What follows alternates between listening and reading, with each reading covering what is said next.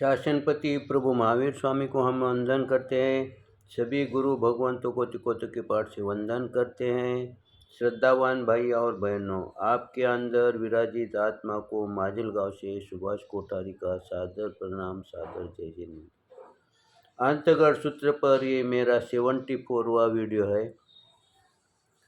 इसके पहले के वीडियो में हमने देखा कि अर्जुन माली प्रतिदिन 6 पुरुषों को मारता था, क्योंकि अर्जुन माली जब ये 6 पुरुष और अपने बंधुमती को मारने के पश्चात वो मंदिर से बाहर आया, और मंदिर से बाहर आने के बाद वहीं मंदिर के आजू बाजू में घूमता था, क्योंकि उसने ये सोच लिया था कि ये जो मंदिर है ना, ये कोई मूर्ति, कोई भगवान नहीं है जो मेरे सहायता के लिए नहीं आया है, इसलिए अब मैं इसके दर्शन के लिए मैं किसी को जाने ही नहीं दूंगा।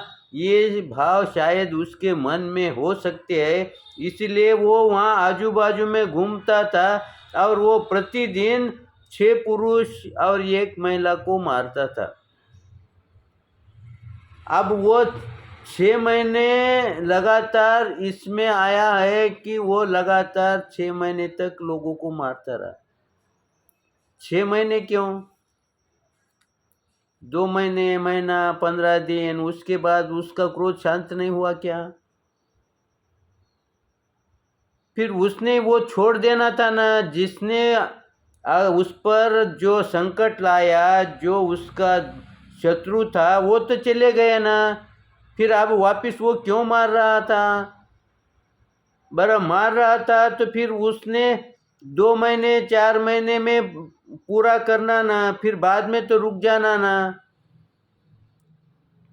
लेकिन ये कथा अनुमान से ये जान सकते हैं हम कि उसका जो क्रोध है वो एक साथ कम नहीं हो सकता, क्योंकि घटनाएं ऐसी घटी, उससे भयानक घटना कोई हो ही नहीं सकती अर्जुन माली के जीवन के अंदर। इसलिए उसका क्रोध कम नहीं हो रहा था। लेकिन वो जैसा ही कम हो रहा, फिर उसको कोई पुरुष दिखा कि वो घटना का याद होता था और उसके लिए वो उन पर झपट गिरता था। अब हम व्यवहार में भी देखते हैं, एकादे का क्रोध अगर बढ़ गया तो उसके आजू बाजू में कोई आया तो उस पर भी क्रोध करता था। हम घर में भी देखते हैं, ये गलती करता है उस पर तो वो क्रोधित होता ही है, लेकिन उसी समय दूसरे भाई ने कोई प्रश्न पूछा तो उस समय वो चिल्लाता है उस पर, हालांकि उसने उसका कोई बिगाड़ा नहीं और उसने सीधा ही कहा, तो ये उसके साथ टेढ़ा चलता है, उस पर चिल्लाता है, उस पर अपना क्रोध निकालता है। इसीलिए हम कहते हैं कभी कभी माँ क्रोधित होंगी तो छोटे बच्चों को उसके पास मत भेजो। क्यों? कि उसका क्रोध अभी कम नहीं हुआ। फिर क्रोध कम कैसा होगा? अगर उसको प्रेम से कोई बात करे तो ही कम होगा, क्योंकि क्रोध पर कम करने की एक ही दवा है, उसके साथ प्रेम से बर्ताव करे। अब अर्जुन माली के साथ प्रेम से बर्ताव किसी ने नहीं किया क्या? किसी ने नहीं किया होगा, क्योंकि कोई भी उसके पास जाता है तो डर डर के ही जाता है, और जैसा ही वो डरा तो अर्जुन माली का भी डर जागृत होता था, शायद ये मेरे को मारने को आया है। यानी ये भी डरता था कि ये मेरे को मारने को आ रहा है, और वो भाई समझता था कि ये मेरे को मारेगा, इसीलिए कोई आया तो दूर से ही चले जाता था, नजदीक नहीं आता था। और एकादा आया भी तो वो ये सोचता था कि मैं इसको पहले पकड़ लूं, ताकि इसको बाद में समझाना आसान हो जाएगा। लेकिन ये समझता था कि ये मेरे को पकड़ने के लिए आ रहा है, इसलिए वो उन पर झपट पड़ता था।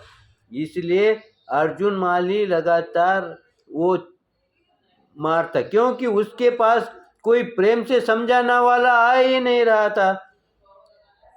अब यहाँ पर कथा ये यहाँ पर रुकती है, दूसरी कथा इसमें ये चालू हो जाती है। उस नगर के अंदर सुदर्शन सेठ थे। अब उनका स्वभाव कैसा था, वो 9 तत्व के ज्ञाता थे और उन्होंने ये सुना कि प्रभु महावीर स्वामी नगरी के बाहर आए हैं। अब उनको किसी ने कहा होगा या चलते फिरते किसी की बात उन्होंने सुनी होंगी, या उस समय कोई आकाशवाणी देव के द्वारा हुई होंगी, तो उन्होंने जान लिया कि प्रभु महावीर स्वामी नगरी के बाहर उपस्थित है। अब इन्होंने सोचा कि मेरे को प्रभु के दर्शन करना है, तो इनको ये भी पता है ना दोनों के बीच में अर्जुन माली है। तो उस समय उनके मन में ये भी विचार आए कि अर्जुन माली का संकट है और इधर मेरे आराध्य दैवत यहाँ आए हुए हैं, तो फिर मेरे को उनके दर्शन को जाना ही चाहिए। अब इनके निगेटिव पॉजिटिव विचार जब दिल में आते हैं तो ये प्रसंग कभी कभी हमारे ऊपर भी आता है कि दोनों विचार उपलब्ध होते हैं। उस समय जिसके जो विचार हमारे ज़्यादा होंगे उस समय उधर झुकना चाहिए।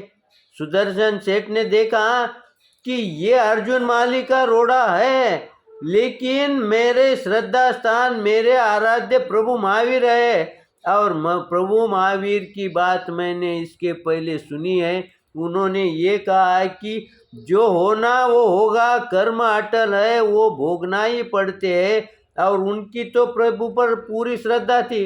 इसलिए उन्होंने सोचा मेरी पूरी श्रद्धा है, मेरे आराध्य है, मैं उनके दर्शन को जाऊंगा। और रास्ते में अगर अर्जुन माली आ भी गया, अगर मेरी मृत्यु उसके हाथों से ही होंगी तो होने दो, लेकिन मेरा उद्देश्य क्या है, प्रभु दर्शन है। ऐसा उन्होंने अपना मन प्रभुत्व किया, मनोबल बढ़ाया। फिर उसने अपने माता पिता से कहा, पहले नहीं कहा, उसके बाद उसने अपने माता पिता से कहा कि मुझे प्रभु के दर्शन के लिए जाने का है। तो इसलिए प्रभु के दर्शन के लिए जाने का है, तो माता पिता कहते हैं कि रास्ते में अर्जुन माली है, तुम्हारे को दर्शन करना है, तुम्हारी श्रद्धा है, अटूट श्रद्धा है, तो तुम यहीं से वंदन करो प्रभु को। तब अर्जुन माली, तब सुदर्शन सेठ अपने माता पिता से समझाते हैं, अगर वो दूर होंगे तो मैं यहाँ से वंदन कर सकता हूँ, लेकिन अगर वो यहाँ नगरी के बाहर है, कुछ ही कदम दूर है, और मैं यहाँ से वंदन करूँ, ये मेरे से उचित नहीं लगता। ये मैंने जो ज्ञान हासिल किया उससे मेरे को ये सही नहीं लगता। उसने माता पिता से एक बार नहीं 2 बार समझाया, तुम चिंता क्यों करते हैं, जो होना है वो अटल है और मेरी प्रभु पर श्रद्धा है ना। इसलिए उसने माता पिता से समझाया, और समझाने के पश्चात जब माता पिता की आज्ञा मिली तब वह प्रभु के दर्शन के लिए जाने को निकला। तो जाने के लिए वो कैसा निकला, उसने पहले स्नान किया और बाद में अपने शरीर पर अच्छे कपड़े धारण किए। अब उन्होंने ये क्यों किया, क्योंकि सुदर्शन सेठ ने ठान लिया अगर विपत्ति आ भी जाए तो मेरे को संतरा धारण करना है। उसने मन में ठान लिया है और उसके लिए वो अपनी शरीर शुद्धि की।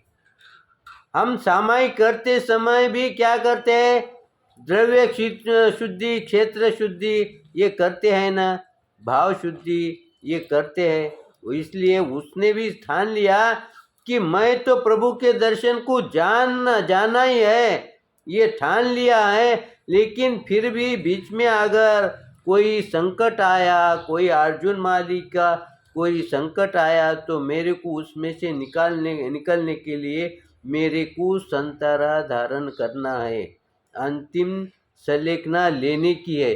तो उसके लिए मैं पहले शरीर शुद्धि करूं, वस्त्र शुद्धि करूं, ताकि मेरे को उसमें बाधा न हो, मेरे संतारे में संलेखना में मेरे को बाधा उत्पन्न न हो। इसलिए उसने ये सब क्रिया की और वो घर से अपने माता पिता को वंदन करके अपने प्रभु दर्शन के लिए वो निकला है।